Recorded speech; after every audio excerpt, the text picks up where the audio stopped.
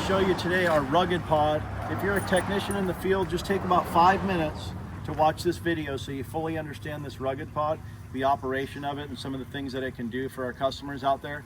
The one thing I want to make sure is that this unit is not confused with the VIP pod. That's our VIP pod over there. It's a different style, a different application, but today we're focusing mostly on the rugged pod. So I'm going to bring you around the back side here. We're going to show you the power and show you how that works. Here, if you zoom in here, you'll see there's 2 power inputs on the back of the unit. This lower power input is the main input. That's what would be plugged in when you're on a site as a minimum. This will give the customer lights and keep the unit generally heated inside from the air heater. This is the main power. This one here is if the unit has a water heater, which this particular unit does, so this should be plugged in as well in order for the customer to get water heated. Now each plug will pull, it should be a separate 20 amp circuit. So 20 amps for this plug, 20 amps for this plug. They only pull probably about 10 to 13 amps, but you can see between both of them, one 20 amp plug would not work. So 2 separate outputs for that. This right here is a little port that we don't really mess with very much. If you open this port, you'll see there's a valve in there, and the valve should always be kept in the lower position pointing down. You can see the arrow in there is pointed down. That's the normal position that the valve should be in, and that'll be called a recirculating position for the toilet to recirculate the chemical inside. As we go inside the unit, you can see here the power's on. You can see real clearly that the power is on just by the light outside. So if that light was burned out, that would be an indicator that maybe there is no power. So first thing when you open the door, just be aware that that light is turned on. Secondly, when you come in, you have a secondary light that's up here on the right side.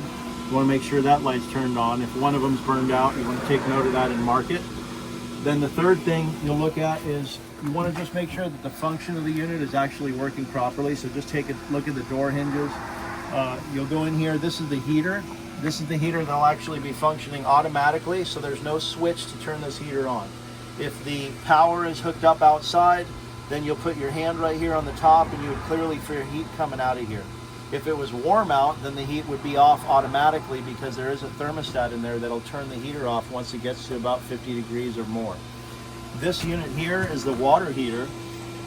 As we looked at outside, the water heater is currently not plugged in, so you're not going to have hot water on this video. However, if it was plugged in, you want to make sure when we look at this cord, you'll see up here, this is where the water heater is getting that power from. So this is that secondary auxiliary power that you see outside. And if it's not, if it is plugged in, you would see right here, you would see that there is a little green light there. You don't see it here because it's not on, but you would see a green light there indicating that the power is on. And in order to test it and make sure it works, after you hit this foot pedal, like within about 2 or 3 pumps, you're going to start feeling warm water coming out of here. And that would let you know. You can also feel this line here, and you would feel the warm water starting to come out. It doesn't get hot, but it is definitely warm to wash your hands. A lot more comfortable on those cold days. So that's the heater, that's the water heater. This is the sink. We're going to go through the process of servicing the sink. If you were just doing a normal service, all we're going to do is top the sink off with water. This sink, every time you use it, when you push this pedal here, the water from this drain is actually going into the toilet tank. So you don't have to ever worry about this having wastewater in it. This water from the sink drains into the toilet tank automatically every time. So in this case, if we're just doing a service, we're going to look at filling the water. And if you were going to pick the unit up and remove the unit, there is a drain actually down here to drain the fresh water from the sink. So you'd pull this drain out, remove all the fresh water. It can run on the floor, that's no problem. This floor is good for water to be on it. You can wash out the unit. You just want to make sure you don't get water inside the heater, obviously. But everywhere else in this pod, you can rinse it down and wash it out. Just don't rinse down the heater. You would drain that if you were going to take the unit and remove it and take it to a different location. But going back to this particular application, we're just going to service the unit. So you would take your portable key. You can put it in this little hole right here, and when you push it, there's a little lever in there that you'll push and unlock, and then this will open up. And so you can clearly see, if you look inside there, you'll see what the water level currently is. All you would do is fill it up to this level and fill it with fresh water once again. While you're servicing it, you'll fill this up. Don't be mistaken and think that you can fill it up with this. This is the drain, so do not mess with the drain. You can see here the drain goes from the bottom of the tank into the toilet tank. So this is the freshwater fill. You put fresh water in here. And remember, the key point is every time that you service this unit, to put a minimum of 3 bleach tabs in here. So the little bleach tabs or a little splash of bleach you want to put in here, and make sure that the water stays fresh for the customer every time. Don't forget to put those bleach tabs in there. Moving on to this, you just want to make sure this stuff is functioning properly. If you had to replace this, you can pull this off, and there's a little tab right here, and this whole thing will pop right off. So from the shop, we could bring another one next week if we had to, or the next visit, and put a replacement on there. This little cap just sits on top of there like that. I'm sure by this time you've all seen the hand towel dispenser. And now we'll go into the toilet itself. So this is called a chemical flushing toilet. When you push on this main foot pedal here, it's recirculating the chemical from inside the tank below, and it's turning into a flushable chemical toilet.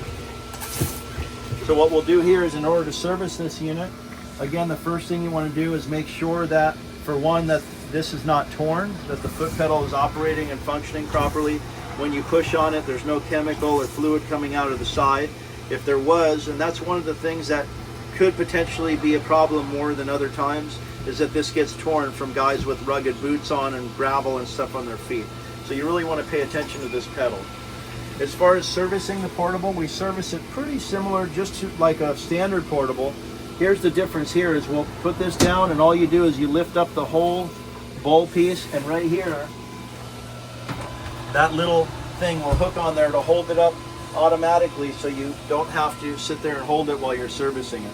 Now for this unit, what you're going to do is you're pumping it out like a regular porta potty. You pump out all the chemical, but there is one key, is that every time you service this, you want to rinse it out with a hose and make sure you repump it one more time. That way when we leave this unit, it's completely clean. There's no residue. There's nothing left behind. It's completely clean every time.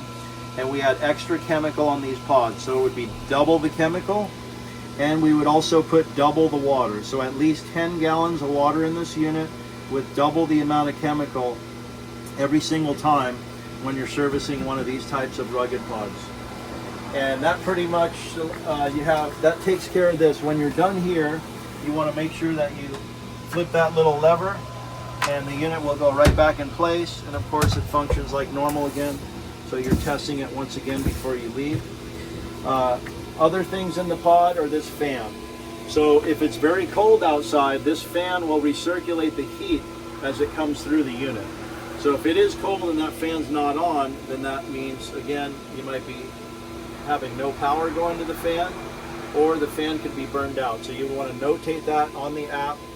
Make sure that you potentially call the office if it's really cold outside, and let them know immediately that that fan is not turned on when it's really cold outside and the heating is on. As far as opening this window, the right side of the window opens, not the left side. So for example, if you open here and you try to pull this side does not open. So just leave it closed. The window that opens is the right side. So you got ventilation there, and then secondary window closes there. These are the windows that you open.